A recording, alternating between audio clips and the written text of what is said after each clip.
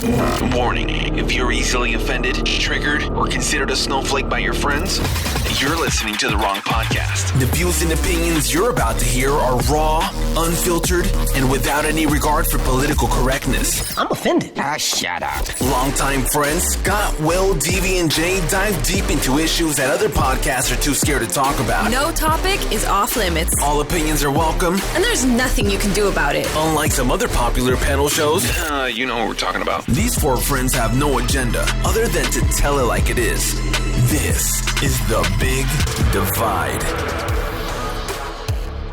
Good afternoon, everybody. Welcome to the Big Divide, episode 9, season 1. Here we go. And the idea behind this thing was about 10 weeks ago. I said, you know what? I'm going to put a podcast together with myself and a couple friends, and I want them to be from different cultures. So here we are, 4 friends, all coming together from different cultures, talking about stuff.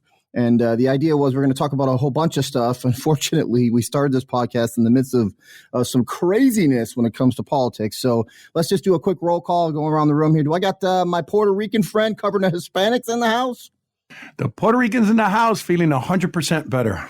Oh, yeah, the plague boy. You had the plague. I did have the plague. He had the plague last week and the week before. Caught the plague. But he lived. So there you go. Without special Trump drugs. That's awesome. Congratulations. All right. And let's see. Let's go East Coast to my black friend, my one black friend. You're one and only, right? I am here. I got plenty of black friends. You're just special, dude. I'm just special. Yeah. So special, dude. Be out here. I'm the token black friend. And then finally, let's go to the wise one. Jay Abramovitz, he covering the Jewish guy. Present and accounted for. Am I your only Jewish friend? No, I got plenty. Actually, I had two Israelis in my wedding. Well, they count. They count. Yeah, we'll count them. They actually count more than you count. Probably. That's good. Israelis, dude. Oh man. So all right. So yeah, I had a pretty diverse wedding. I had Korean. I had the Puerto Rican in the wedding. I had 2 Israeli friends. Who else? I had a German guy in my wedding. Actually looked like a straight up SS guy. How about the pastor? Oh, and the pastor was black, right? We talked about that on the show, right? We talked about it at the election party, didn't we? Yeah, at the election party. Yeah, that's what yeah, man. I couldn't remember. That's a story. That's definitely a story. I think we did tell. If you want to go back and watch the election night party, I tell the story about how I got married and how Willie Brown, the only black person, and his wife were at our wedding, and how that happened. And it's a good story. So thank God for Willie Brown. Thank God for Willie Brown, everybody. You've got mail. We got audience, man. We have more mailbag than we've ever had. You guys ready to dig into this thing? Let's do it. So ready to dig in. And listen, our motto here at the Big Divide is that we care more about you, our audience, than we do about ourselves. And we're going to keep it that way. So I'm going to run through these things. And here's how I want to handle this. I'm going to read this thing just so we can fly through this stuff. Doesn't take up the whole show. I'm going to read something out of the mailbag, and we're just going to go around and get everybody's 2 cents on it. Does that sound good? Here we go. I'm going to start from the bottom up if you guys are all looking at it. So we got from Maryland, we have Susan. She actually had a question. Most Republicans link a person's financial standing to their own hard work or the lack of it, right? So hard work equals, results. Most Democrats say that whether someone is rich or poor is more attributable to the circumstances beyond their control. I'd love to hear you guys discuss your views on this topic. Mine is so simple. I am, in fact, I've been trained as a sales coach to hear victim statements like, oh, the reason I'm not successful today, or the reason I didn't make sales today, or the reason that, so I'm trained to help people get rid of their victim statements. I believe that anybody, no matter what their situation is, could change their stars. If they were open to opportunity, they could identify good training, good education, that they could actually, and then work hard for that opportunity. Obviously, here's my 3 things, 3 C's. This will do it for everybody. As long as you are committed, consistent, and creative. If you can find that inside yourself, you could be anything that you want to be outside of physical limitations. Like I won't ever dunk a basketball. But beyond that, finances have a lot to do with a result that you can drive for yourself. That has a lot to do with yes, your work ethic. I think it has little to do where you're coming from as long as your influencers were good. That's my take. Anybody else? Well, I think I love the question, by the way, Susan. Thank you for asking it. And it goes to, I think, a fundamental difference between Democrats and Republicans. And I'm broad stroking here, so it doesn't apply to every individual. Generally speaking, I think Democrats lean more toward a quote unquote village approach and less personal responsibility.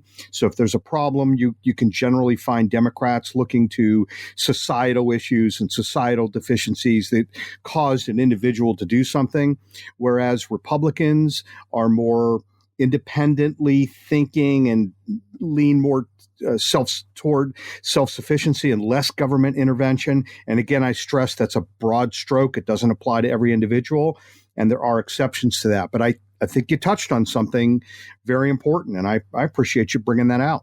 I agree with Jay, and I definitely agree with Scott, right? And Scott and I were in the same business, and they taught us, to look out for the victimness, okay? So you're either a victor or you're a victim, okay? And I've been a lifetime Democrat, and growing up in the city of Chicago, the underprivileged school that I went to, it lines you up to be a victim, okay? And that's why I like what the Republicans are standing for is the freedom to choose to the school that you want to go to. And when you have a chance to take responsibility for yourself with education, starting with education is the most important thing, right? And a good schooling, and you're taking responsibility for your actions instead of like the Democrats. They like to play identity politics, right? And you're a victim because of this. You're a victim because of that. You're a victim because of this. It's got to stop, right? So this is a great question. Republicans stand for responsibility, and the Democrats stand for your feelings about certain things. That's the way I feel. Hey, I want to take a pause before we go to Deeves. You know what? Listen, as I listen to Willie talk, I think, you know what? If everybody could get to know Willie, they'd get to know Trump a little bit better, because he has some great stuff going on in the brain, but his getting it outside the vocal range is a little difficult for him sometimes. Right? My thoughts is that. And you know what? Well, we can give you orange hair. We can do that. If you just get to know our buddy Will, and you will appreciate Trump more. All right, DV.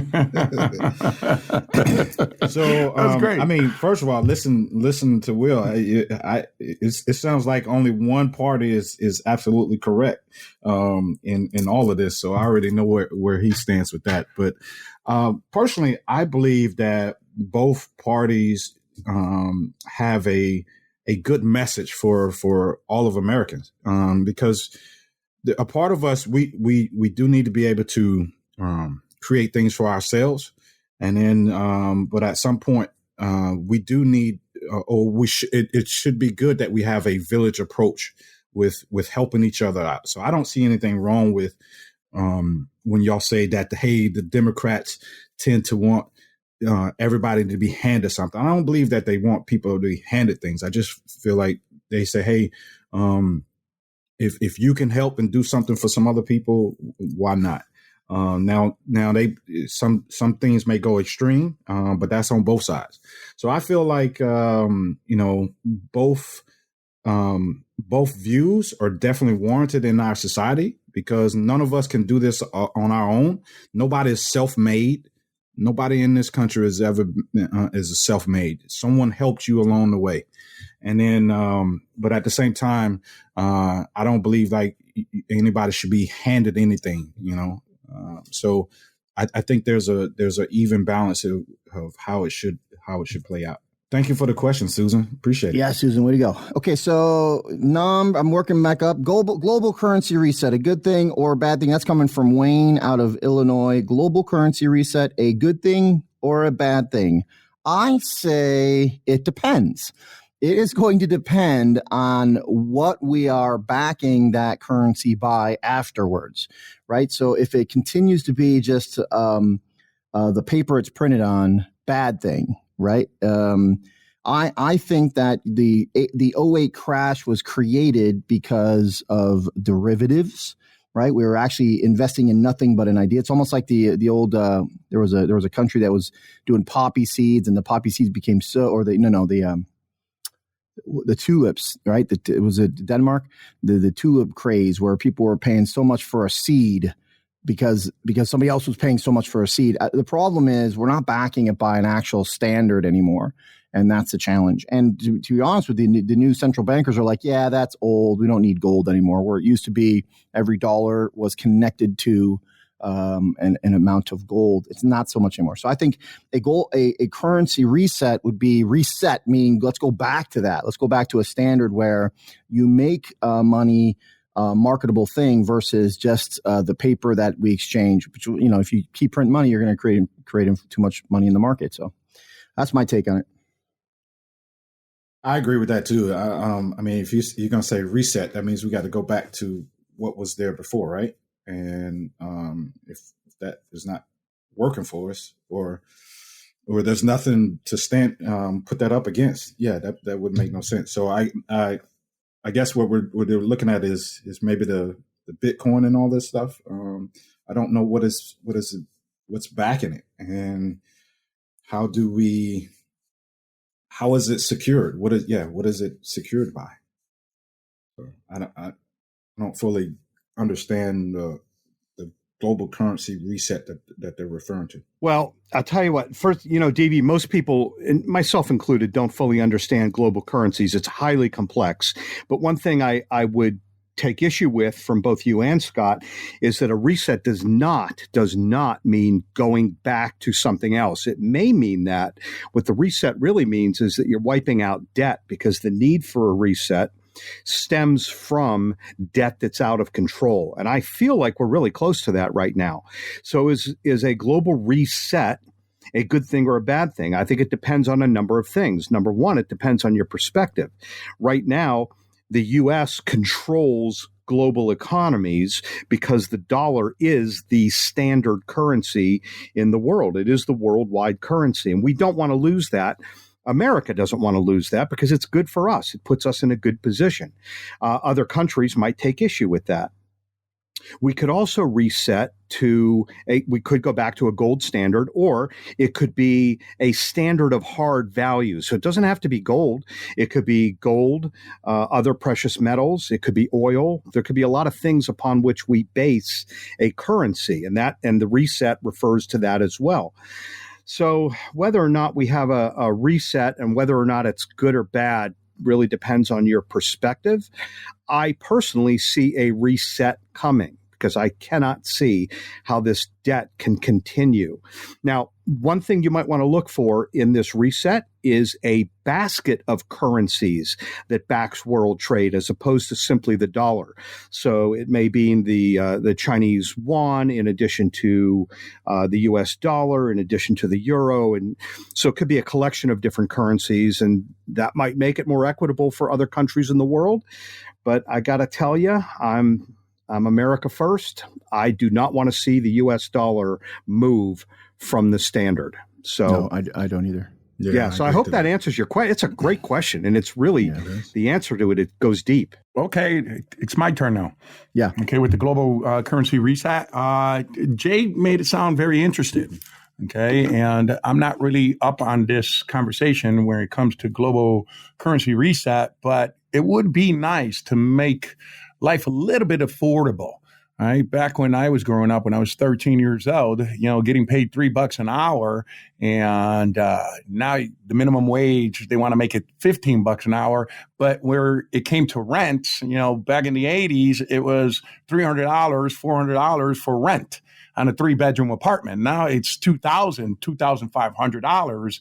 And how do people, how can they afford to make a better living? Right. So there should be some type of reset where, we make life affordable, where the kids don't have to come live with their parents any longer. That sounds like a democratic plan there, Will. Make it affordable? No, because here's the thing, right? Let me say this, okay? The Democrats are now standing for rich corporations, right? They're with big tech, they're with corporations, and people have moved over to the Republican Party, the new progressive Republican Party, thanks to Donald Trump. And they're standing for the middle class, right? And I believe, right, okay, the middle class should not be, we're the ones, right, that power the American economy, right? And we are the forgotten ones. And I don't believe that, not everybody is rich, right? The majority is middle class, and I believe we should be able to make a living, just by making a living. That's my point of view. All right. Moving up the chain here. I got one from Danya. It says, Jay, where's my money? Well, Danietta, I think the money's coming the other way. So my question to you is, Danietta, where's my money? You know what? I think I have the same bet with Danietta that you have. I don't know if it was the same. Should we reveal what the bet is? Oh, I'll totally expose Danietta right here on my podcast. You want? All right. Well, go ahead. What was your bet? I'll tell you what my bet was with her. When Trump got elected, she said he will not last a year, his first year of his term. So that was the bet, that by the end of the first year, he'd be gone, resigned, impeached, put in jail. And then when I went to go collect in December of the first year, she's like, no, I said his first term. And then all right, so I had to wait 3 more years. And now he's going to finish out that term. I'm going to be collected. Well, then we essentially have the same bet, because she bet me that he wouldn't finish his term. And I said, let's take it on. Let's, how much you want to bet? We had to put a limit on it for her safety. Yeah, I won't disclose how much. Just for the record, I made a bet with her in 2012 that I lost, and I paid up right away. I lost that bet too. Come on, Danietta, you making us black people look bad here. You pay up your money. There you go. Took the words right out of my mouth. No, I never said it. I never said it was a racial thing. That's the white guys can't say that. DB and I are from the hood. We know what we're talking about. I beat you to it, Jay. Don't worry about it. I got you, Jay. You got it covered. I want to know. I want to know, Scott. Did you pay her? Because I did. I did pay her. Yeah, I paid her in pennies. I paid her in pennies. Oh, I love it. I should have thought of that. Totally paid her in pennies, bro. Yeah. All right, I'm gonna finish. Well, that's that. As far as the mailbag, let's go to number 1 here. So I've been listening to several episodes. Although I'm sympathetic to 3 on the panel, I wonder which 3. I listen. This is from Wayne again. I listen to DV objectively because I don't know him or his point of view. He has been trying to make a point you rely on. Here's the point. You rely on the media for your supportive information. Then on the other hand, you dismiss the same media if they go against your view. He is trying to point out an inconsistency on whether you listen to the media or not, but no one wants to engage his question. Oh, I've engaged his question plenty of times. Please listen, Wayne. This is important. I thought about this because when I saw this hit the mailbag, I was thinking to myself, here's my new distinction about the media. If the media, this is going to last for years for me. If you did not cover the Hunter Biden laptop as news, you are not news. If for some reason you did not cover a candidate's son possibly doing business with China, including the candidate himself, if that was blacked out by your network or your paper, if for some you censored that, you are not news, because news is just news. It's new stuff going on. That was new stuff going on that was not being covered. So if you show me something, if you send me something from a news place, I'm like, hey, did these guys cover Hunter Biden? Can you do me a favor? Can you show me the Hunter Biden laptop stuff that they covered before I read this? Because these guys are not covering the news. They're covering propaganda. So that's my take on it. I second the motion. Okay, I'm gonna weigh in a little bit differently on this, because a couple of weeks ago, DV brought this out, and I thought it was really, really good. He knocked me on my rear end for a minute. He's saying, on one hand, you don't trust the media, and on the other hand, you're saying, but the media said this. So how do I deal with it? And it's a very valid point. And my answer is this: all of us, as individuals, as citizens, have a responsibility. This is my opinion. We have a responsibility to get to the bottom of important issues. And how do we do that? You need to look at multiple media sources and then apply common sense and what you know to be true in the world. And that's how we arrive at this is fake and that isn't. And this other stuff in the middle, I don't know yet. I haven't figured it out. But DV, your point was really, really good. And the answer is you have to take on the media. All of us individually have to do that. Got to look around, check multiple sources, even sources that you are not comfortable listening to, and then sort it all out, apply your own common sense and what you know to be true. So when you apply this common sense and you find out, wait a minute, it's not adding up, and the media still runs with it, that's where you say, well, this is suspect. This is not news. This is their feelings, and this is their objective point of view in regards to what's actually going on. So I'll give you an example, okay? I used to listen to CNN. I voted for Hillary Clinton in 2016.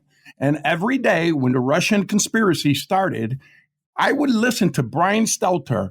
A little birdie in the White House told me this. An informant today told me this, right? And every single day. And I would ask, okay, who's your informant? Because this is what you're telling us, but you're not telling us who's your informant. You're not telling us your news source, right? And you're just running with it. So I'll give you an example, okay? Adam Schiff, behind closed doors, okay? He would testify the truth. Once he would come out of that committee, he would take the podium and he would say, there's plenty of evidence with Russia conspiracy. And he would leak it to the news, okay? The biased liberal news. And they would run these pieces like it was fact, And it's all been debunked. 3 years of running the same campaign just to try to remove a United States president. So based on their behavior, do I trust them anymore? All right. There was two from the New York Times. Okay. There was two reporters that won Pulitzer Prize winners on fake reports. They did not do their due diligence and they were rewarded with medals. And it's all been debunked. So the second that you give me this type of evidence and you say, wait a minute, it's all been debunked and it's proven to be fact behind closed doors because the FBI, they all testified, Comey and everybody else, all the heads, there was no evidence. Susan Rice, no evidence. Okay. And they ran with it. So after that, I'm supposed to believe you and your news sources. So I went to a different news source and now I get facts and they don't give us their opinion. They give us the news story, which is a beautiful thing. And it allows common sense to find out who's telling the truth. That's how I receive my news now. Yeah, you still have to go to multiple sources. You can't depend on one source. I got multiple sources. No, right? You know what I do? Multiple sources. You know what I do? I'm working with the people that are like me. I'm listening to these podcasts, and I'll name them because I love them. I'm listening to Shapiro a lot, right? He's pretty much down the middle. In fact, he's calling out the Trump campaign right now. He's like, guys, if you have evidence, then show it. If not, this is a Biden election. So, you know, I've listened to him for quite some time because he thinks like I do. He's like, all right, here's what's in the news and here's how I feel about it, right? But he's not censoring the news. He's not saying, hey, this doesn't exist or we shouldn't listen to it. Like a lot of the news outlets are right now. I mean, how many people covered or carried that press conference today with the Trump campaign talking about, you know, what they found in the software and what they found with all the affidavits they have? How many news channels actually covered that thing or carried that today? And I don't know the answer to that. I was watching it on I was watching it on Fox. I was tempted to switch, but I didn't want to miss it. Yeah. I bet there's a good chance that CNN, ABC, NBC didn't cover it, right? I bet there's a fantastic chance that wasn't covered by any of those news channels because they don't want to talk about it, just like the Hunter Biden thing, right? So when you could, if you can't see that the mainstream media is railing against Trump or was working against Trump for 4 years, and especially as it came close to the election with the Hunter Biden laptop, then I would say that you're not using common sense, right? And I'm going to give you an example because DV sent me this because I'm still questioning right now the 143,000 votes that came in at 4 o'clock in the morning in Wisconsin in one county. I'm still questioning that because it's a huge spike.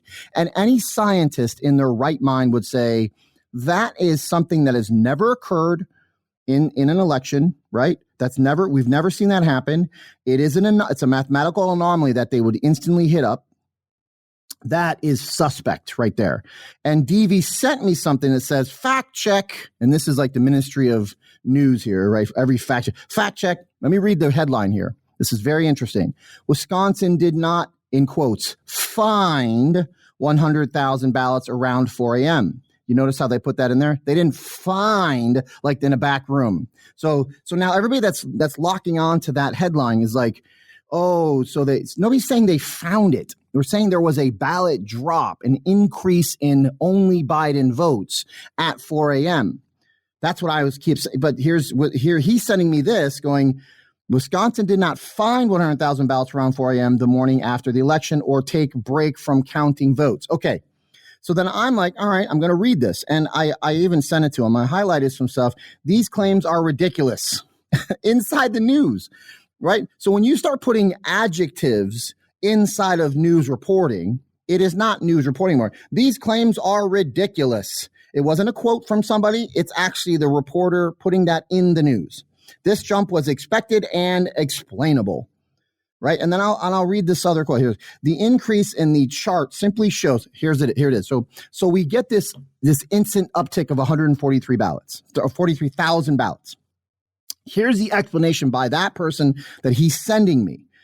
The increase in the chart simply shows when the city of Milwaukee reported its absentee ballot results. We knew well before the election that who's we? Right, that Democrats were much more likely than Republicans to vote absentee. Who said that? That it takes longer to count such ballots. So if it takes so long to count ballots, how did instantly 143,000 actually make it in? Why weren't they actually counted all? Why didn't it take days to count? Why didn't the graphs slowly become for Biden as they were counting them? And what happened instantly? I would say that an instant ballot drop like that is something digital and electronic, not something you're counting. I would say that would lead me to suspect the Dominion thing they're now talking about, right? The software thing they're talking about. So much more likely Republican vote absentee. That it takes longer to count these ballots, and the Milwaukee is a Democratic stronghold. So they're actually giving you all the reasons why we are okay with this, why the Democrats are okay with this. But a scientist that's looking at that data would say, you know what, why don't we pull all those ballots that happen to be, let's just take a look at what came in and check signatures against that 143,000 ballots that came in, just to make sure that it wasn't a digital mistake, just to make sure, like, how did they do this? How did they get them in instantly? How was this reported? This has never happened in an election before. So you have to check out those anomalies. And any sane person on the planet sees a spike like that. Anybody that's rational, doesn't even give a crap, is unbiased, would be like, you know what? Let's check that out because that is weird. Well, it's beyond weird. It's a statistical impossibility. It's statistically impossible, right? But I got DV sending me something as a fact checker. Is like, well, they didn't find it. They didn't find the back room. But they didn't dispute that there was 143,000 ballots put in instantly in Wisconsin. They're actually explaining it away, going, we knew this was going to happen, and you knew it, we knew it, so be quiet and accept the results. Anyway, that's my take. Y'all covered so much, I almost went to sleep over here. I was like, okay. No, but first of all, Wayne, I appreciate your comment, adding an additional comment to our podcast. It makes it worthwhile, and you definitely point out something that I've been saying for a while.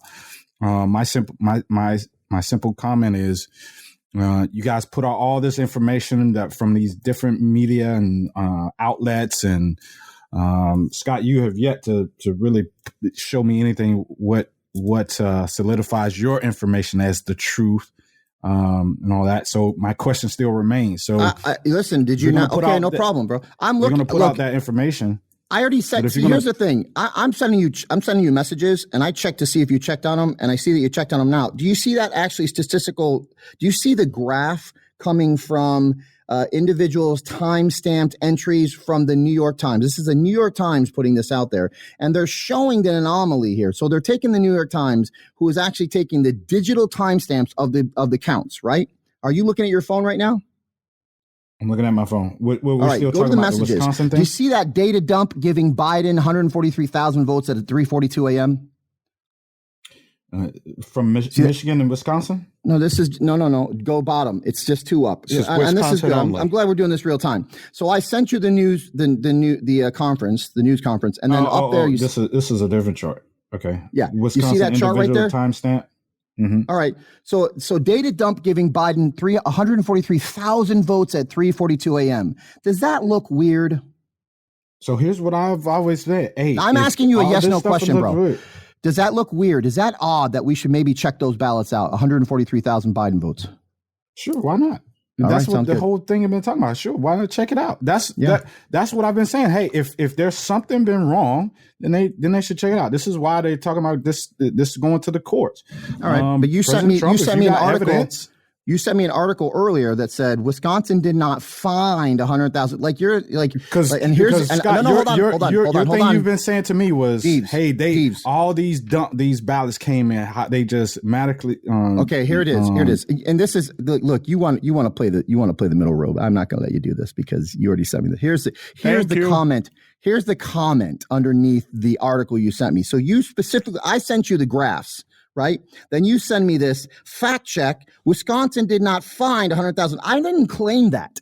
You read the headline, sent me that headline. And then all of a sudden, right underneath that, you put this, which is your claim of voter fraud in Wisconsin. No, I didn't claim that they found 100,000 ballots. I'm claiming that there's a statistical anomaly that actually instantly get 143,000 ballots. Which is part of the fraud. I'm saying it's suspect. Okay. If I had to make a $1,000 bet that is fraud, I would bet $1,000 that something is not right there, and those will get discounted if they check signatures against them. I'm like, look, I'll make a bet, check those signatures, and I'll bet you'll find some oddities going on there. You may not even find those paper ballots. It may be just a digital switch, like we're hearing about in the news right now.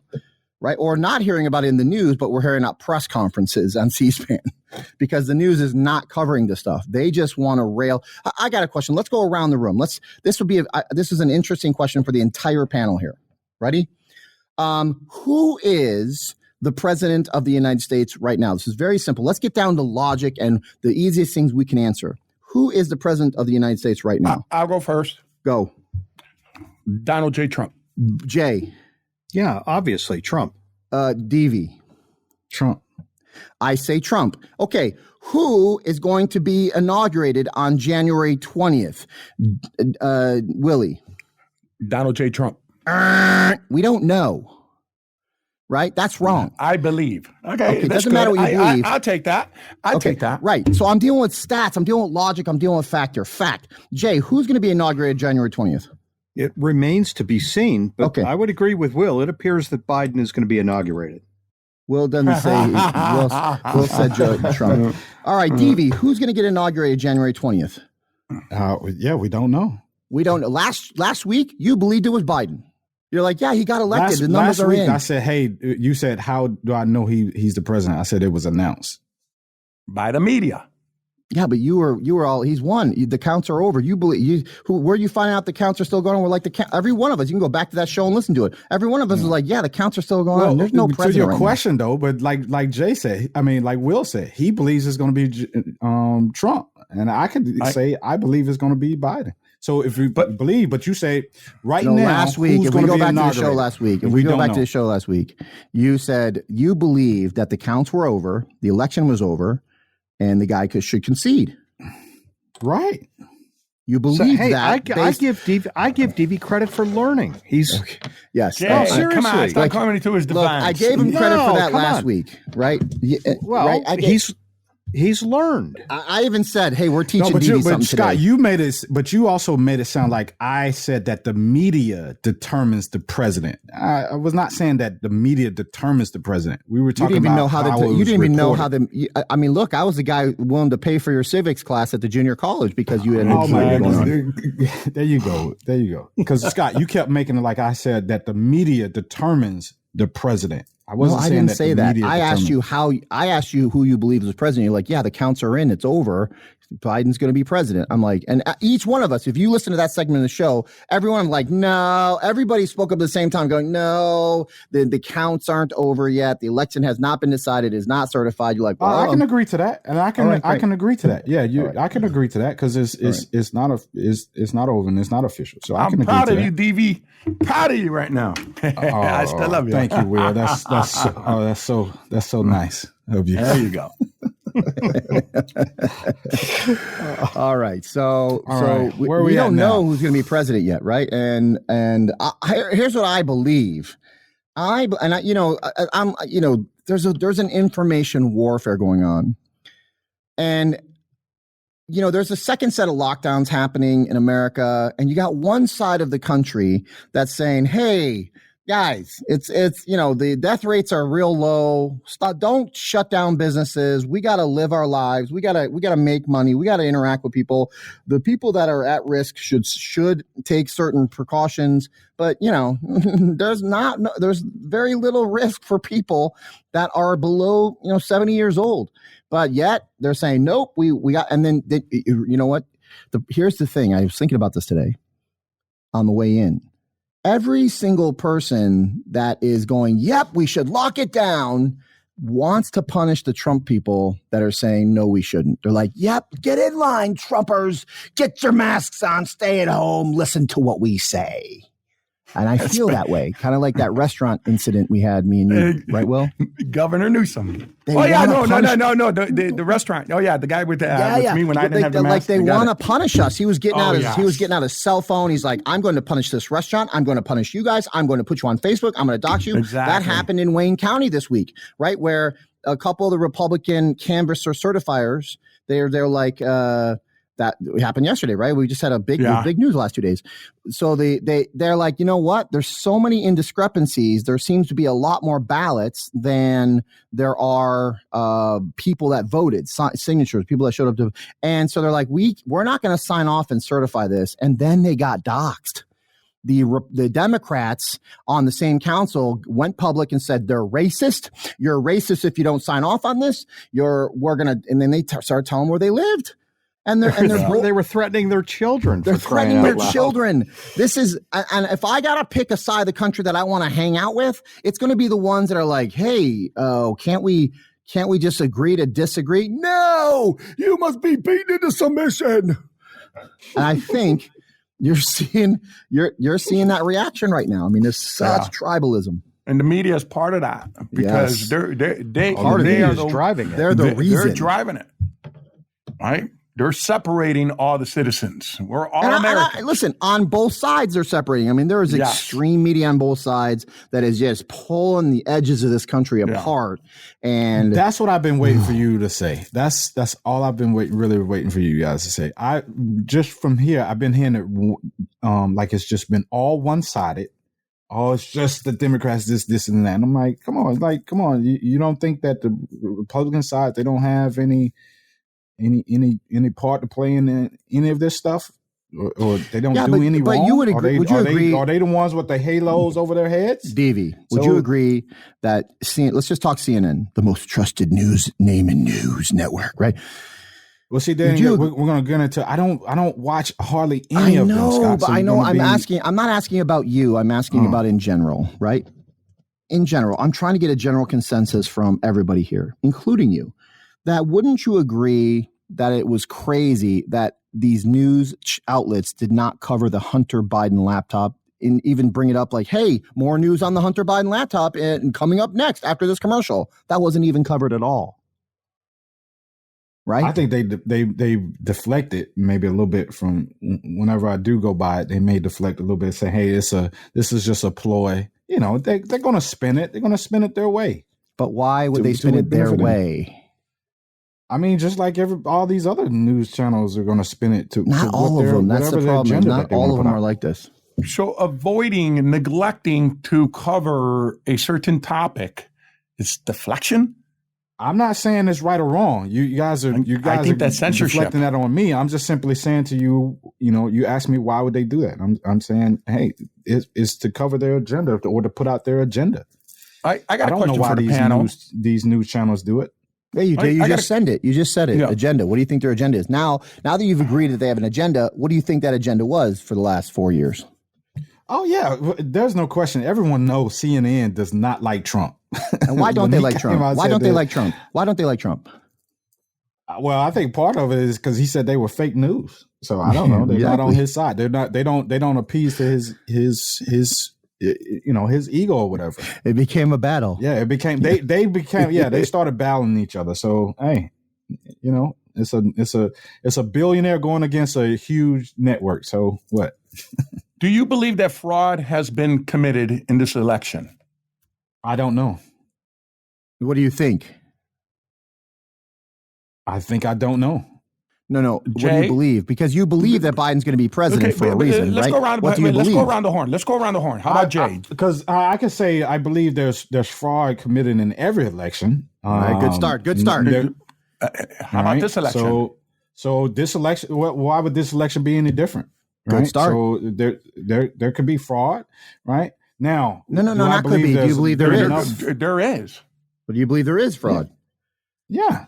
I believe. I believe. Let's just. I believe for you guys, I have to preference stuff for you guys because you'll say, "Oh, there you go. You said it. There's fraud and all this." I'm just simply saying, right? There's fraud in every. So what's your answer? Why don't you just be DV? DV, what's your final answer? What's your final answer? Am I on a game show? I'm going to win the prize? I'm just asking. Do you believe that fraud was committed in the election of November 2020? I'm sure we'll find some fraud. All right. So, Jay? Okay. Yeah, no question fraud was committed. I completely do you all agree believe that it was enough? So here, let me ask you all this question. Do you believe it was enough fraud that it would turn the elections? I'll answer that first. I'll answer that first. Yeah. I'll answer that first. All right. It's coming out. I've been telling you guys it's coming out. All these votes that they found in 3 counties, 10,000 votes now. 10,000 votes in Georgia. When they do a recount, it's usually 200 votes. But we're talking in the thousands now. Okay. Count the votes that in 3 counties. There's 10,000 votes throughout the United States of America, but this is alone in Georgia. And based on a news conference that came out today, right? Here's my opinion, because I can't prove it to anybody, right? I can't prove that they committed fraud and all that. But when it's suspect and 70% of 72 million people, right, from Republicans believe that something happened. 30% of independents believe that something happened, and only 3% of Democrats believe that something happened. The truth will set you free. And they're on this. And I'm going to say it once again. I'm over the top, and this is my opinion. Donald J. Trump will be inaugurated in January 20th of 2021. That's my opinion. The question is how's that going to happen? Do you have an idea how that's going to happen? Oh, yeah, it's going to happen. It's going to the courts. Okay, which courts? Because every court's shutting down. Every court is actually turning down all these lawsuits. That is not true. According to the news conference that Giuliani had today, there was a reporter that she insisted that she was independent, but she was not. Okay, and she said, "You're losing battles in court." News media. Okay, can I finish my point, please? Okay, and she goes, they're shutting down these court cases, and Giuliani responded. All these cases had nothing to do with us. Those are private citizens, right, that went before the court before the election. Right. So the only case that they have dropped was in Wisconsin. No, it was in Michigan. In Michigan, right? Giuliani has 2 cases. One was dropped because the 2 Republicans from that the panel went off on them via that Zoom call. Let's be clear on that, Will. It wasn't dropped. They withdrew the suit. They withdrew. Thank you very much. They withdrew. The Puerto Rican translation. Got it? But they withdrew. Okay? Okay. There you go. They withdrew. And they know, based on the system, right, which counties were the ones that committed the fraud. They know. They have the evidence. And on Dominion, just put it like this. Okay, why would Sidney Powell put her career on the line and say, we have fraud, and never, ever present it to the American public? And they're bringing it down. Okay, and they're going to the courts, and they're going to prove it. All right, so the confirmation, December 14th, I believe that the states are not going to confirm. And I'm going to say this, it's going to be Democratic states that say we can, Democratic legislatures that say, once this is proven, we cannot move forward. This is going to the House. That's my perspective based on what I've been listening to the news. I'm reading this article here about Georgia, the recount, and they Where's said it the from? hand tally. This is from, I guess, CN News. What's the one with the peacock? Is that NBC? That's NBC. Yeah. The peacock. Well, it depends on which NBC network you're reading from, and that does make a difference. Yeah. Okay. Hey, I got a question for the group here. This Go is for it, something man. this has been troubling me for several weeks here. There really is no question that there has been and always is some level of fraud in every election, certainly in every national election. It's been admitted by secretaries of state. The courts admit it, and they say, well, we're only going to rule on something if it affects the outcome. Are you guys okay with the fact that anybody thinks it's okay to commit fraud, but we only need to deal with it if it's going to change the outcome? Or do you think that we should take action because fraud is being committed at any level? I got a good answer. Oh, look at me. I got an answer. Well, how's that? Go ahead. I don't know if you guys would think it's good. I think that we really I don't know why anybody would fight a more secure election. I think I brought this up last week. I don't think the only reason somebody would say, yes, we shouldn't have voter ID, we shouldn't have somebody vote in person, only 1 vote per person, is because so they can throw it. So they can throw it. So, right. So here's the idea. I mean, the real challenge in this election isn't the votes that came in through people voting. It wasn't even the absentee votes that actually got requested. It was the flood of mail-in votes. The only reason that we have more ballots than people that actually voted in Wayne County, which is suspect right now, is because for the first time in our electoral history, the Democrats said, hey, let's just send ballots to everybody that's on the registry. And then there's a lot of ballot harvesting.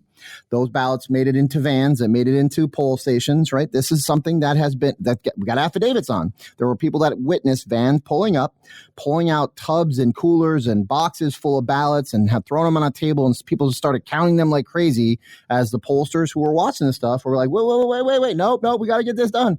So there's a lot of that going on, and there's a reason. Will, you got a reason, right? I mean, you're the guy that's keeping me abreast of some stuff because you watched this thing. Well, I get all that, but that's not what I'm asking. I'm asking, do you think that every single case of voter fraud, whether it has an impact on the outcome or not, should be prosecuted hard? Oh, yes. Fully, 100%. That's how you stop stuff. That's how you stop stuff. I completely agree, but if you listen in the media on both sides, the left and right, nobody seems to care that it's a little bit of fraud as long as it's not impacting the outcome. Exactly. And I find that galling. And that's It's the like little establishment. crimes. It's like little crimes, big crime versus big crimes. You know, that's how it is. Okay. Yeah. Jay got robbed last night, but he didn't lose enough money not to eat. So let's not worry about it. Right. Yeah. But going back to Scott's He point, didn't steal your Picasso. you know, Exactly. This was interesting, right? Because he pointed out what happened at 3:45 a.m. in the morning, where they stopped the counting and they're bringing in all these ballots.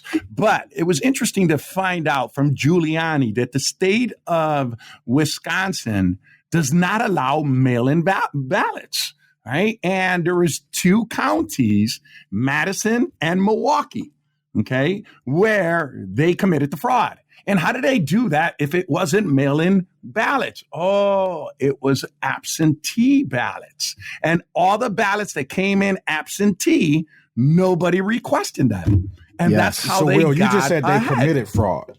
Thanks, Stevie. You got to pull that back, Will. You just said they committed fraud. Hey, listen, I'm not a reporter. I'm not here to present the facts based on what I heard, okay? Giuliani is putting allegedly. I'm not a reporter, okay? I'm going to tell you right now, they're going to come down. This is coming down. This is an investigation. I'm going to tell you right now. I'm going to say it right to both of you guys, all 3 of you guys, okay? They committed fraud. In this election, it's going to be proven, right, that they committed fraud. They stopped the election, all these swing states, at the same exact time. How is that not, strange? Just think about it.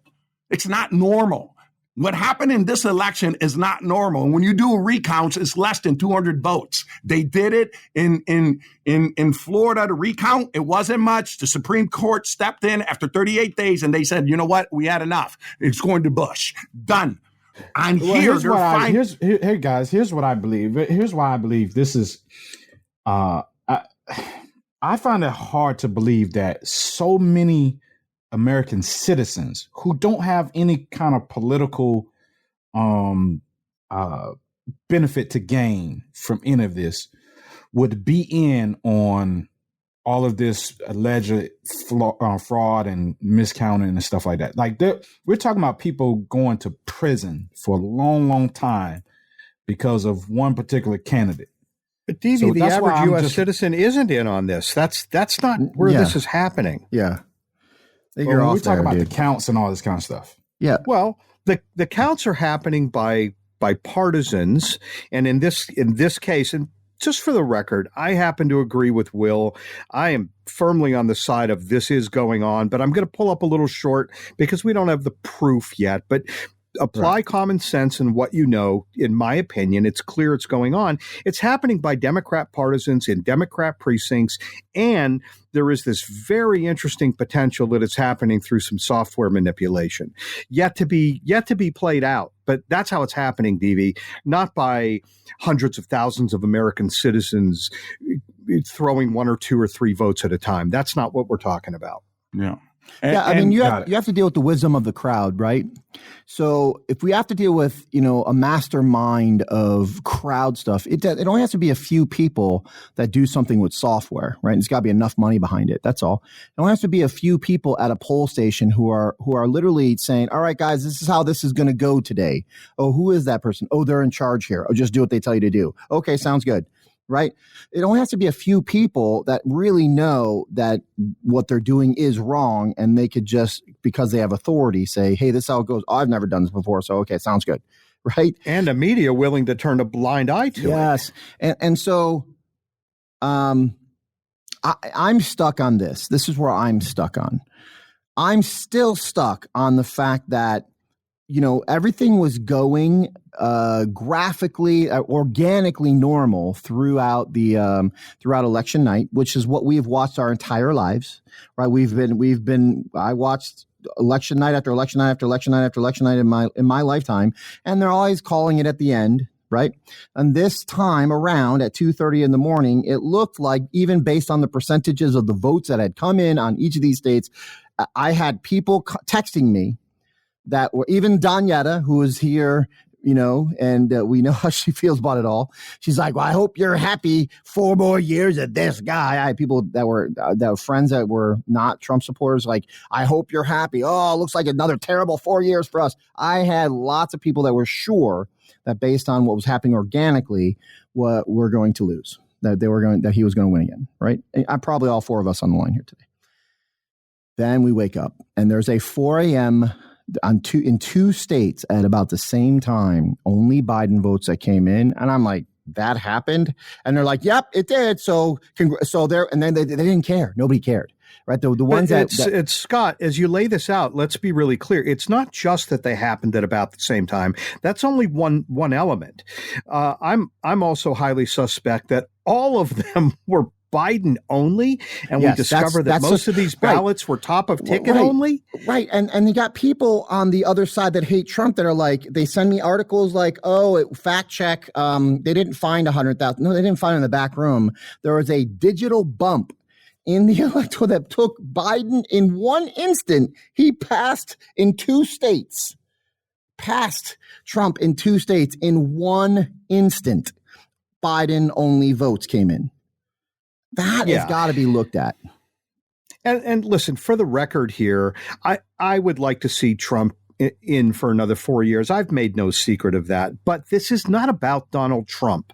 It really isn't. This is about election integrity, our freedom. I'm past that already. I don't even care. I mean, look, I want to make sure that my vote is not ceremonial. Like they tell us, vote for who you want, but behind the scenes, everything's happening. And my fear is, and it looks like it's becoming evident with the stuff that's coming out electronically, that it has been going on. Like, hey, we just picked the presidents. You guys think you do. So we up here in the elites and everybody that has money. Sorry to tell you guys, but black people been feeling that way for centuries. Well, congratulations. Why'd you change? All right. So now they're picking. Now you're like, wait a minute. My vote doesn't matter anymore. We don't live in a free and fair society. We do live in an oligarchy. It's a tyranny. It's an oligarchy, right? So people that have money, people that have influence have been picking this stuff and how this is going to go our entire lives, right? I used to make fun of it in meetings. I'm like, guys, I'm not Republican or Democrat. Nobody's landing their Gulfstream jet on my street. I said, so we got to work. We got to be educated. We got to work inside the system that they've created, understand the laws, create wealth the way just like they do, except more in a microcosm at our kitchen tables. And that's why we're all together. We are all together because we believe in that, right? But and we do that on a smaller scale, but we do it. We do. We learn. We all 4 of us have learned how to fit inside of the system that has been created because we're not making the laws. I believe in term limits, which we will never see because even though most of society will tell, hey, we want term limits, Congress and the Senate will not make them. They won't make them. Right, because it's not in their best interest. Exactly. No, some power trip. And one more thing to add, these leaders don't follow what they preach to us. Look at Gavin Newsom. Yeah. Busted, right, at the French restaurant, right? Yeah. High class, without a mask. At a birthday party. Without a mask in California. With 2 top officials, medical officials that told him to make this code purple.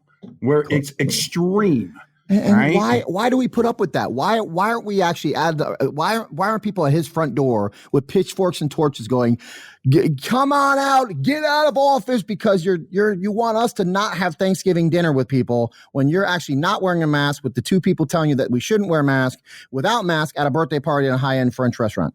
This is the problem. And this is what's going to happen. You're going to see, listen, I don't care who gets elected. If Trump's in, I do care. But if Trump's in, you are going to see mobilization of emotion like you have never seen. Yeah, let me put that in layman's terms. Yeah. Riots. Yeah, you're going to see. If Biden goes in, I don't think you will see riots. I don't think so either. No, I don't think so either. And I think that actually weighs in on some of the Republicans' minds that are in office. I think the rhinos are like, yeah, you know what? Maybe we should just let Biden slide through. We'll keep the political status quo, and the country will be safer if Trump's not in. There's something going on there with all of this 4D chess stuff. And I hate it. I hate it because it just feels like it's manipulative. It's not organically happening. It's really, somebody's got their thumb on the scale. It's been that way for a long time, and it's ticking me off. I'll tell you one last thing before we're almost done here. I do appreciate that we are living in a time right now that we are experiencing. I love new experiences. If I got to have some type of gratitude that I'm living in a historical time right now, right? This will be an historical election, right? Something we have never seen. Oh yeah. Yeah, for sure. So I'm appreciating that as in my life right now. And I hope you guys can actually sit back and stop the partisan and go, you know what, he's right. We're living. I appreciate that more people have their eye on politics, because the more eyes on politics, the less fraud that can happen. Right. The more the elite politician be like, ooh, wow, look at all the people looking at us now. Well, cynical me hopes that I'm not living in 1933. Okay. I'm 53 years old. Okay. Tomorrow's my birthday. I'll be 54. I've never, ever cared about How's politics. that math work? Right. And 53 to 54. Right. Tomorrow, my birthday. You answered that question and he fell. Okay. But here's my point, right? It's your birthday tomorrow? It's your birthday tomorrow? Yeah. Happy birthday. Thank you. But prior to Donald Trump, and I didn't vote for him, I loved Donald Trump and The Apprentice. But what was coming out of his mouth when he announced his candidacy? I go, what the hey are you saying? It was different, right? And a lot of people were against him, and he won. And his results, there has never, ever been a president in my lifetime that has put the American people first, right? The interests of the American people. And here is this guy that left his private business to run America. And the establishment wants him out, right? Even Mitch McConnell, right? Mitch McConnell, which is against, and I'm surprised on this, against bringing our troops home from Afghanistan. No. 19 years and counting. How much longer do we have to stay there? No, bring them home. And Donald Trump wants to bring them home. And he's fighting for people, your average person. And it's beautiful to hear, just like Scott said, right? Everybody talking about politics. It's bringing it to the forefront that, hey, you know what? Citizens first. We got to be up on what these politicians are doing. And for many years, the Republicans, the establishment, and the Democrats have scratched each other's backs. Here comes the disruptor, and now things have changed. What a beautiful thing. And we're in a historical moment. Thank you very much, Scott. All right, guys, that'll put the end of the show. We have come up on that hour. That's about that time. So, guys, we appreciate you guys. This is episode 9, season 1.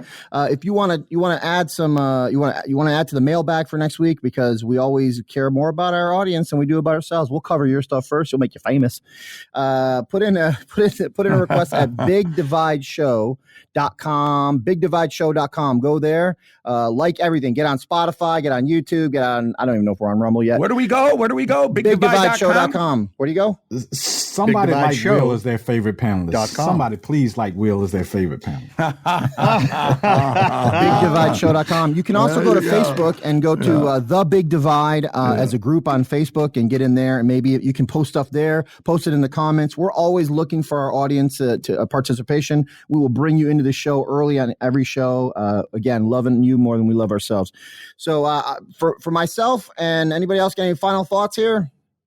Yeah. BigDivideShow.com. TheBigDivideShow.com. But everybody that DV met in Washington, they're going to vote for me as the favorite panelist, as their favorite. Yeah, they had already told me that with a wink that they would.